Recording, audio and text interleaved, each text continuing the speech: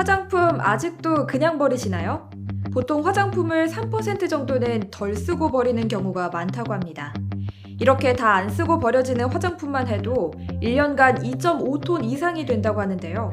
화장품을 멋진 예술작품으로 재사용할 수 있는 방법 소개해드릴게요.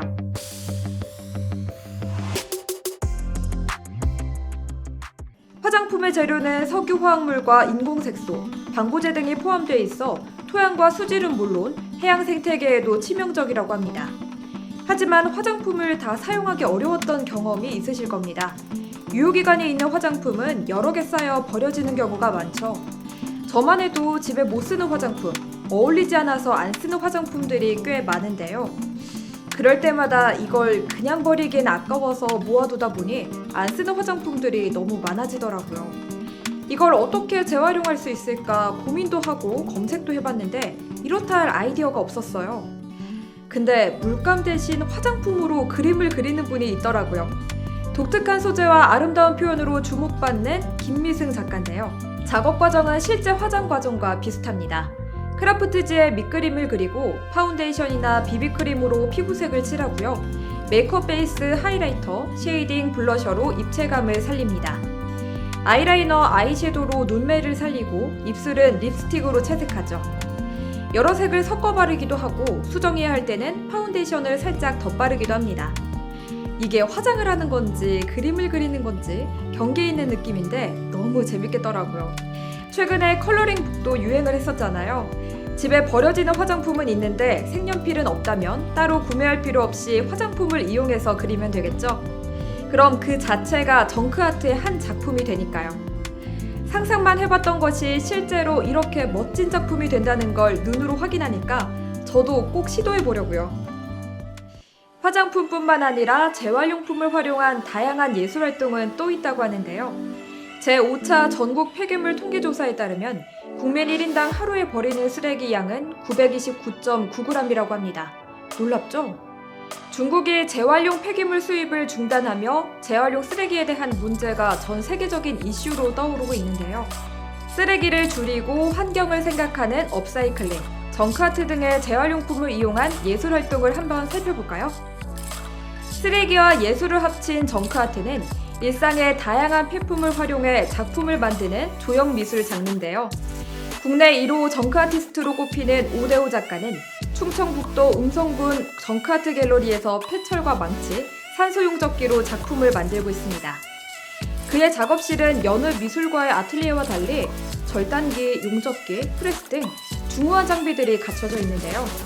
오대호 아트팩토리는 그가 20년 가까이 만들어온 작품을 감상하는 갤러리이면서 작품을 만져보고 작동시키며 체험하는 놀이공간이기도 합니다. 초입에 설치된 정크아트 로봇은 세차장에서 구한 자동차 휠, 부서진 경운기 엔진에서 꺼낸 실린더 등 세자재를 모아 제작되는데요.